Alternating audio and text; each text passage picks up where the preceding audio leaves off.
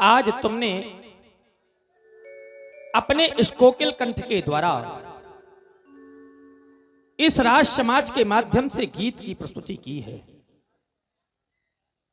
तुमने कह दिया कि अगर हमारे राष्ट्र पर कोई भी समस्या आ जाएगी, कोई भी समस्या अगर आ जाएगी राष्ट्र पर, तो पहले तो दिल देंगे, अगर दिल देने से कार्य नहीं हुआ तो अगले क्रम में तुमने कह दिया कि सहजता में अपनी जान को न्यौछावर कर देंगे। यह एक विशेष बात है और यही सीख लेनी चाहिए धर्म मंच से। एक नारी शक्ति कह रही है कि अगर हमारे राष्ट्र पर कोई समस्या आ गई तो सहजता में अपनी जान को न्यौछावर कर देंगे, जबकि सिद्धांत कुछ और कहता है।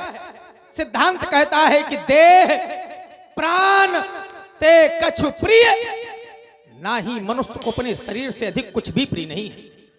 लेकिन ये तुम्हारी सच्ची निष्ठा है, तुम्हारी सच्ची भावना है, तुम्हारा राष्ट्र के प्रति समर्पित भाव है। और अगर आज तुम्हारी ऐसी भावना है तो क्या हम विमुख हो जाएं? क्या तुम्हारी प्रशंसा की प्रशस्ति में दो भी शब्द ना कहें? अरे कहना पड़ेगा। क्यों? क्योंकि राजा और प्रजा सदैव से एक दूसरे के पूरक रहे हैं और रहेंगे। अगर आज तुम्हारा कहना है तो हम भी कहना चाहते हैं, व्यास जी संभालें, हमारा कहना है।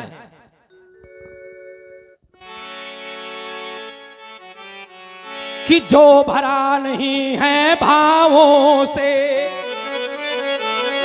पहले तो भावना बनाओ, चाहे राष्ट्र के प्रति हो, चाहे प्रदेश के प्रति हो, चाहे जिले के प्रति हो और चाहे ग्राम के प्रति हो। जरा सोचो, जैसे जो लोग खड़े हुए हैं, बहुत लोग दरवाजे दरवाजे चंदा मांगने जाते हैं, तो आपका कर्तव्य क्या है कि कम से कम सहभागिता प्रदान करो। और सहभागिता क्या है कि परमात्मा की लीला प्रायः बैठ करके ही देखी जाती है।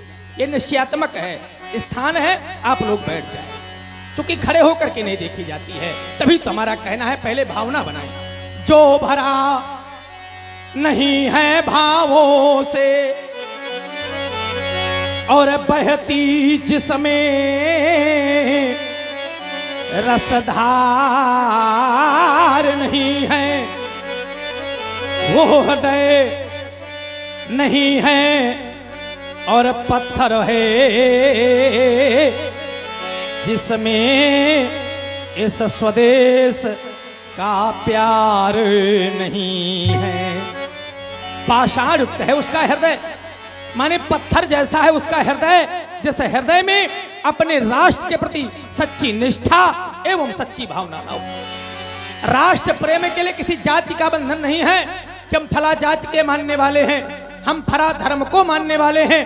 अरे जरा विचार करो, मान लो हम जात को लिए हुए बैठे रहे, धर्म को लिए हुए बैठे रहे, हमारा राष्ट्र परतंत्र हो गया तो क्या होगा? हमारे हाथों पर हथकड़ियां पड़ी होंगी, पैरों पर बेड़ियां पड़ी होंगी और हम पड़े होंगे किसी कारागार में। तभी तो हम कहा करते हैं कि चाहे अरे हिंदू हो या मुस्लिम और हो सिख ईसाई, पर एक बार अरे एक बार सब मिलकर बोलो कि हम हैं भाई भाई।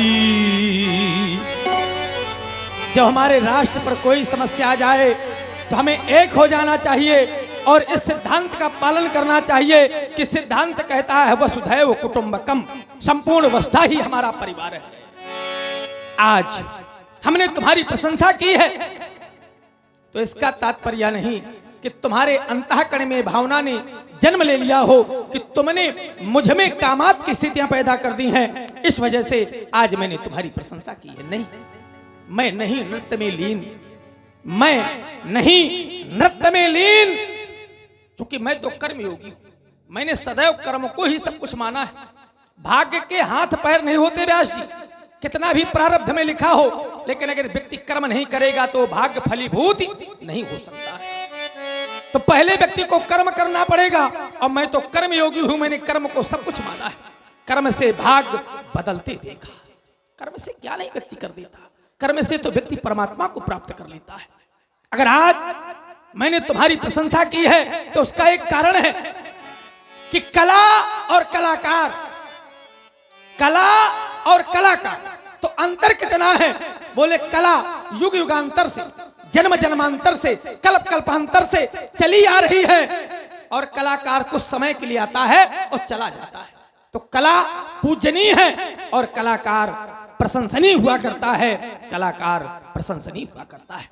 आज तुम्हें कलाकार होने के दृश्य से तुम्हारी प्रशंसा करते हैं, तुम्हारी बड़ाई करते हैं। रह गई बात कि आज हमने जो तुम्हारी बड़ाई की है तो इसका एक सिद्धांत और है, विचार करें। जैसे जहां पर दिन होता है वहां पर आचार्य जी कभी भी रात्रि देखने को नहीं मिलती, लेकिन इसको भी परमात्मा की कृपा से मैंने एक स्थान पर करके दिखाया है। कैसे? बोले जहां राम तहां काम नहीं, जहां काम नहीं राम, और तुलसी कबहू की रही सके और रवि रजनी एक। लेकिन मैंने क्या किया है? बोले योग भोग महाराख्यों गोई। अरे योग को भोग में, भोग को योग में छिपा करके रखा है। ऐसा है मेरा जीवन परिचय, तभी तो मैं रहता सदेह में हूं। लेकिन समाज के लोग मुझे विदेह की संज्ञा से विभूषित करते हैं, विदेह की संज्ञा से विभूषित करते हैं। जाओ, तुम्हें समाज में मान सम्मान एवं कीर्ति मिले, विश्राम करो, विश्राम करो, विश्राम करो। आए सभी सुधी श्रोताओं एवं धर्मानुरागियों, दीप दीपांतर के महिपालो नपालो, आपने सुना गीत, देखा नृत्य। हम तो प्रायः कहा करते हैं कि सब कुछ देखा जाए, सब कुछ सुना जाए। भैया और आदरणीय श्री बड़े भाई बद्दन आचार्य जी, रामला कमेटी इंगोहोटा, आपकी ओर से 101 मुद्राएं महाराज जनक जी को भेंट कर रहे हैं और 100 रुपए हमको दे रहे हैं। मिले तो मिले ना मिले कोई बात नहीं, पर आपके पक्के हैं।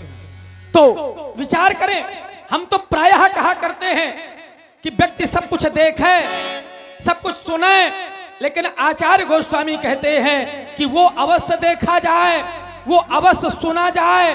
जो देखने योग्य हो और जो सुनने योग्य हो, अवश्य देखिए, अवश्य देखा जाए। बोले क्या? बोले देखन जोगू, जो देखने योग्य हो उसको अवश्य देखा जाए, उसको अवश्य सुना जाए। बोले क्यों? बोले जहां तहां छवि वर्णत सब लोगू, जिसका सभी लोग वर्णन कर रहे हो उसको अवश्य देखा जाए, उसको अवश्य सुना जाए। तभी तो हम कहा करते हैं, विचार करें आप लोग, अरे अब तो भैया जग जाओ, जगने की आवश्यकता है। कितने बार सो चुके हो, ये जीवन का अकाट सत्य है। बार बार जन्म होता है, व्यक्ति की बार बार मृत्यु हो जाती है। पुनरपि जन्मम पुनरपि मरणम, बार बार जन्म होता है, बार बार मृत्यु होती है। लेकिन जन्म मिलता किस वजह से है? परमात्मा का स्मरण करने की वजह से। लेकिन हम लोग माया के चक्कर में आकर के और परमात्मा को भूल जाते हैं। तभी तुम कहा करते हैं कि उठो मानो आंख खोलो, सो चुके हो अब न सोना। अरे बहुत सो चुके हो, अब जगने की आवश्यकता है। कितने बार जन्म हुए, कितनी बार मृत्यु हुई, और बार बार माया मोह के चक्कर में मेरे मित्रों सो जाते हो।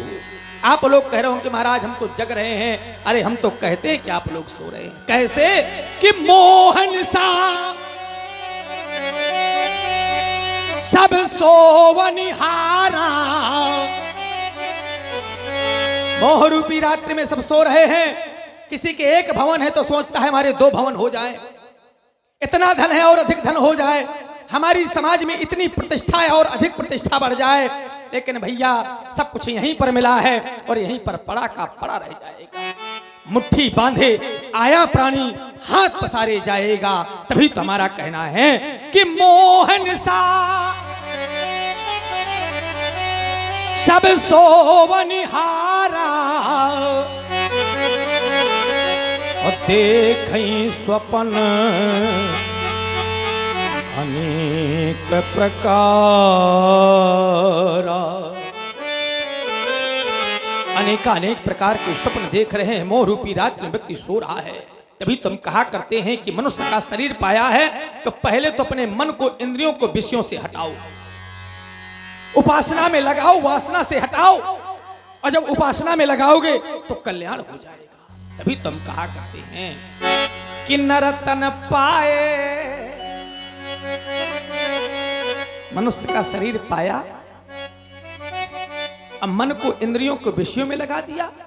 तो उसी प्रकार से है कि जैसे आपके सामने दो पात्र रखे हुए, एक में अमृत भरा हुआ है, एक में विष रखा हुआ है, लेकिन व्यक्ति अमृत का पान न करके और विष का पान किए जा रहा है।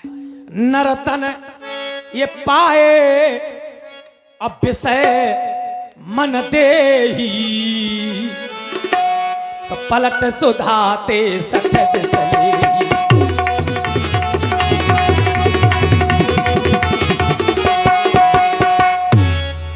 नर्तन पाए और विषय मन दे ही, मन को, इंद्रियों को विषयों में लगा दिया तो भैया क्या कल्याण होगा? क्या हमारे वेद कहते हैं कि जब अच्छा देखा जाता है, अच्छा बोला जाता है, अच्छा सुना जाता है, अच्छा किया जाता है, तब तो अपेक्षा ना आप करें कि अच्छा होगा। और जब अच्छा किया नहीं जाएगा, अच्छा बोला नहीं जाएगा, अच्छा देखा नहीं जाएगा, तो क्या आप लोग अपेक्षा करते हैं कि जीवन में कभी अच्छा होगा? वेद क्या कहते हैं? भद्रम कर्णे भी शृणुयाम देवा, भद्रम कर्णे भी शृणुयाम देवा। अच्छा सुना जाए, अच्छा देखा जाए, अच्छा बोला जाए, लेकिन भैया तब अच्छा होने वाला नहीं है। अरे 10 इंद्रियां हैं, 5 ज्ञान इंद्रियां हैं, 5 कर्म इंद्रियां हैं, लेकिन 10 इंद्रियों पर देवताओं का निवास है। क्या देवता आपकी रक्षा करते हैं? कभी रक्षा नहीं करते हैं, भक्षण करते हैं। भक्षण करते हैं कैसे? कि इंद्री द्वारे, इंद्री द्वारे ये झरो खाना न, जहां तहां सोर बैठी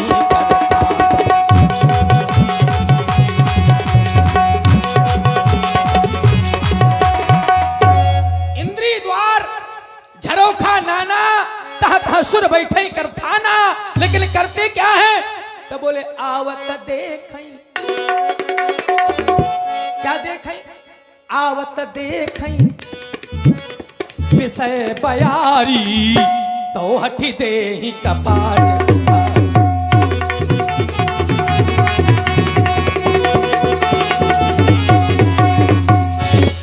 आवत देखई विषय बयारी, जिस समय विषय रूपी हवा आती है तो उनको रक्षा करनी चाहिए, दरवाजे बंद कर देने चाहिए। लेकिन अगर दरवाजे बंद होते हैं तो भैया खुल जाते हैं। हमारे नेत्र बंद हो और कोई ऐसा दृश्य आ जाए तो अपने आप देखने के लिए हम बेहोश हो जाएंगे। कान कहीं लगे हैं, कोई ऐसी चर्चा आ जाए तो तुरंत सुनने के लिए कान तैयार हो जाएंगे। तो हट दे ही कपाट उघारी। तभी तो हम कहना चाहते हैं कि समय बहुत निकल गया है। यह जीवन रूपी जो कली है, पता नहीं कौन सा काल का थपेड़ा लगे और यह जीवन रूपी कलिका टूट करके बिखर जाए, तो भैया इसको हमें संभालने की आवश्यकता है। और हम अपने अंतिम वक्तव्य में व्यास जी कहना चाहते हैं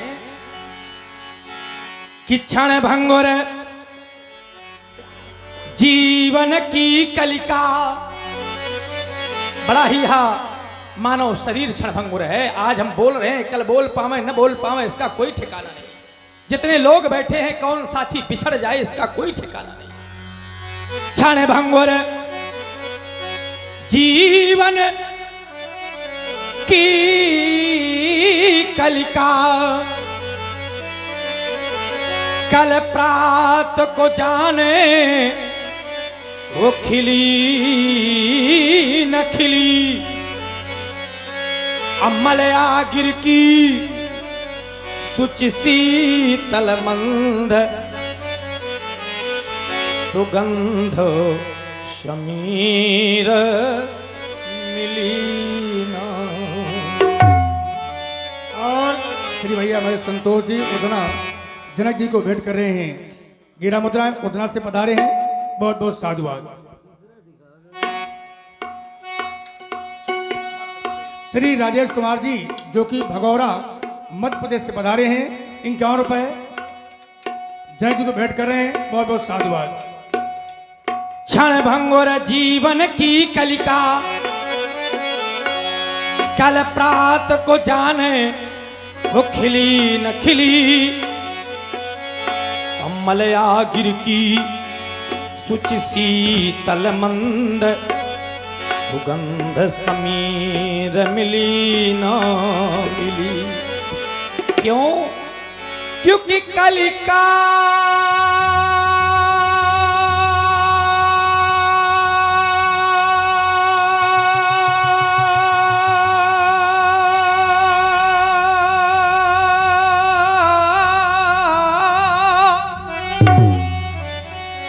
कुठार लिए है खड़ा, अतन नम्र से चोट वो छिली न छिली। तो करना क्या है कि भजले भजले अरे भजले हरि नामो हरि रसना, फिर अंत समय में हिली नाही। और श्री भैया राजेश जी आपको ओर से जनक जी के सुंदरवाणी पर 21 रुपए साधुवाद। बस परमात्मा का भजन करो इस धर्मंच के माध्यम से, इस स्वरूप के माध्यम से। ऐसी हमारी मंगल कामनाएं हैं मिथिला के श्रेष्ठ एवं ज्येष्ठ राजमंत्री वर्ग महाराज। कहना चाहते हैं यह समय ज्ञान चर्चा का नहीं, यहाँ पर तो नित्य प्रतिज्ञान की चर्चाएं हुआ करती हैं। महिलाएं भी ज्ञानी है, गार्गी जैसी महिलाओं के द्वारा ज्ञानोपदेश किया जाता है। अष्टावक्र जी जैसे आचार्य, शतानंद जी जैसे कुलाचार्य, याज्ञवल्क्य जी जैसे विद्वान पंडितों के द्वारा यहाँ नित्य प्रतिज्ञान की चर्चाएं हुआ करती है। आज हमारा कर्म पथ कह रहा है सीरथ ध्वज अपने कार्य के लिए अग्रसर हो। हमारा कार्य क्या है? आज यहाँ परिवर्तन है और समाज ही परिवर्तन है, परिवर्तनशील है। और रामला कमेटी बिदोखर आपको सिंगार पर जनक जी को भेंट हुई है, साधुवाद। तो आज वीरों का एकत्रीकरण है, समन्वय है। तो कहना चाहते हैं आज भूतेश्वर के विशाल अयोध्याजकों को पांडाल की परम पुनीत वेद का प्रस्थापित करवाना है। और यह कार्य केवल मतवाले वीरबली पराक्रमी बलशाली मल्लों के द्वारा ही संभव है। हमारी मिथिलांतर्गत 5000 मल्लशालाएं हैं। 5000 मल्लशालाओं में है सर्वश्रेष्ठ विजय मल्लशाला। विजय मल्लशाला के कुछ पराक्रमी बलशाली वीरबली मल्लों को आदेशित करते हुए हमारे समीप लेकर के आओ। हमारा कहना है तुमसे कि मतवाले जो मल्ल हैं महिमल के माध्य अढूढ़ उन्हें चालाइए मम समक्ष प्रिय अध। वीरबली मल्लों को आदेशित करते हुए हमारे समीप लेकर के आओ, हमारे समीप लेकर के आओ।